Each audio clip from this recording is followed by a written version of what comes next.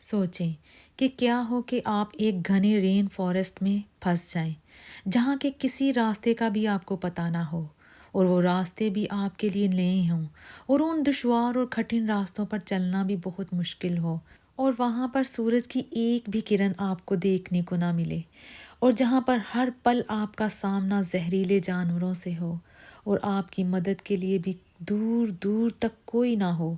زہریلے جانوروں اور سانپوں سے بھرے اس ماحول میں آپ کے پاس کھانے کو بھی کچھ نہ ہو اور آپ کا اپنا جسم بھی آپ کا ساتھ نہ دے تو کیسے سروائیو کر سکیں گے آپ اس خوفناک ڈراؤنے ماحول سے؟ یہ سوچ کر ہی انسان کی روح کانپ جائے گی۔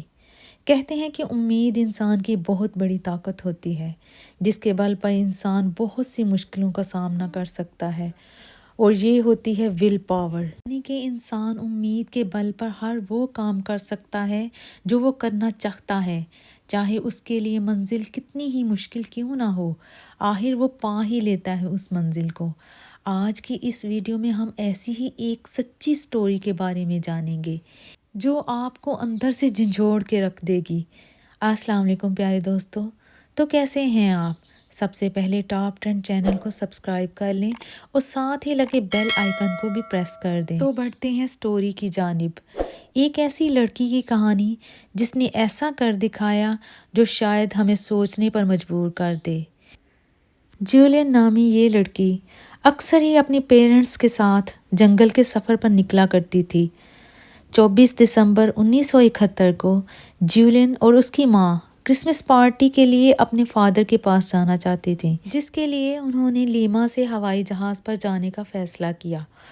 اڑان بھرنے کے آدھے گھنٹے تک سب کچھ ٹھیک ٹھاک چل رہا تھا۔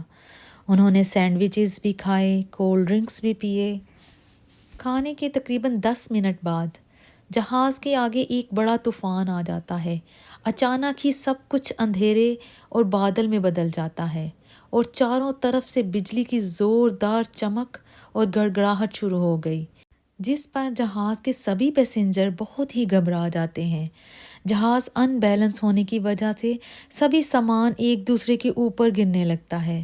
لوگ بہت ہی زیادہ خوف زدہ ہو جاتے ہیں اور سبھی لوگ چیخنے اور چلانے لگ جاتے ہیں اور رونے لگ جاتے ہیں، اور اسی وقت ہوا کے پریشر کی وجہ سے جہاز پھٹ جاتا ہے۔ اسی دوران جولین اپنا ہوش کھو دیتی ہے۔ کچھ ہی گھنٹوں کے بعد جب جولین کو ہوش آیا تو اس نے اپنے آپ کو گھنے جنگل میں پایا۔ وہ درختوں کے جھنڈ کی ایک ایسی جگہ پر تھی جہاں پر سورج کی ایک بھی کرن دکھائی نہیں دے رہی تھی۔ جولین اس جنگل میں اکیلی تھی، نہ ہی اس کی ماں اس کے ساتھ تھی، اس کے آس پاس کوئی بھی نہیں تھا۔ جولین اپنے آپ کو سیدھا کھڑا بھی نہیں کر پا رہی تھی کیونکہ اس کی رائٹ کالر بون ٹوٹ چکی تھی۔ جولین اپنے آپ کو بہت ہی بے بس محسوس کر رہی تھی اور اپنی ماں کو یاد کر کے پھوٹ پھوٹ کر رونے لگی۔ جولین پہلے بھی بہت دفعہ جنگل کے وزٹس کر چکی تھی، اسی لیے وہ جنگل کے زہریلے جانوروں کو بھی بہت حد تک جانتی تھی، لیکن یہ وقت بہت ہی الگ تھا کیونکہ اس کے ساتھ اس کی فیملی نہیں تھی اور اس وقت اس کا جسم بھی اس کا ساتھ نہیں دے رہا تھا۔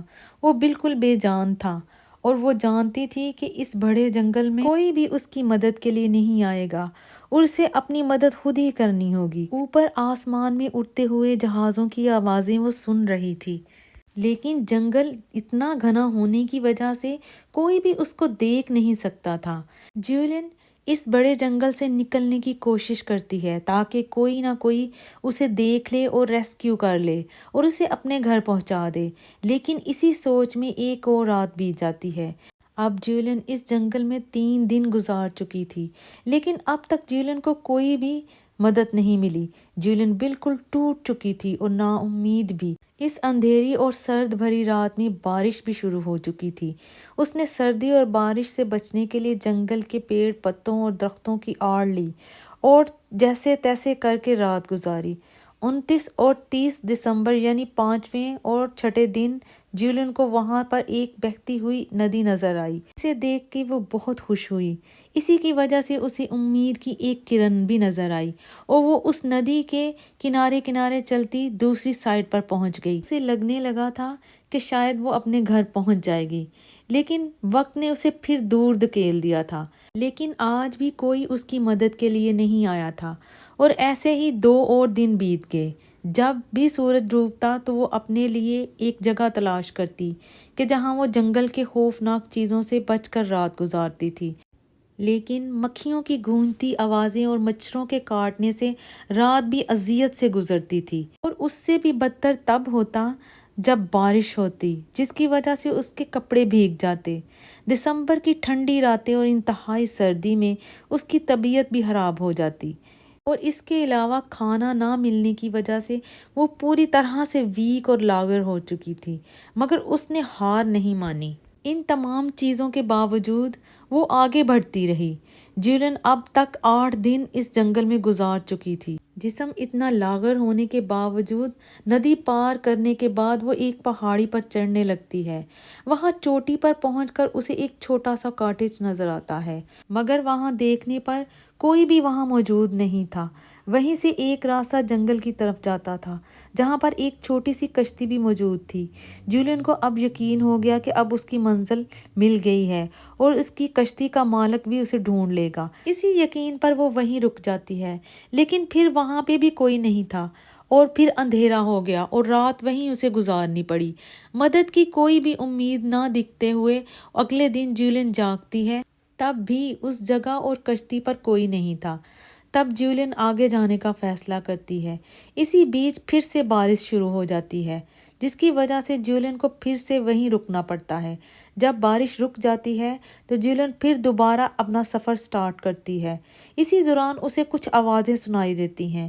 پہلے تو اسے لگتا ہے کہ شاید اس کا وہم ہے، لیکن یہ ریسکیو ٹیم کے 3 ممبرز تھے جنہوں نے جولین کو ریسکیو کیا۔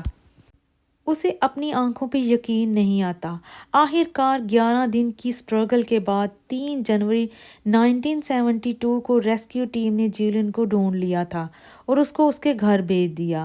لانسا فلائٹ 508 کے حادثے میں جولین کی ماں سمیت 99 لوگوں کی ڈیتھ ہو گئی تھی۔ جولین نے زندہ رہنے کے لیے اپنے آپ کو بہت مضبوط کیا اور کڑے امتحان کو پار کیا، جو کہ ہم سب کے لیے ایک بہت بڑا لیسن ہے۔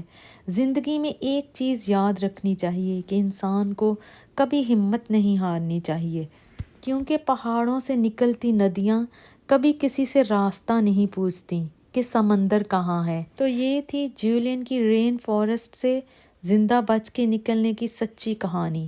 مجھے امید ہے کہ آپ کو میری یہ کہانی ضرور پسند آئے گی، تو کامنٹ سیکشن میں لائک کا اظہار ضرور کیجیے۔ تو ملتے ہیں ایک اور نئی معلوماتی ویڈیو کے ساتھ، تب تک کے لیے اللہ حافظ۔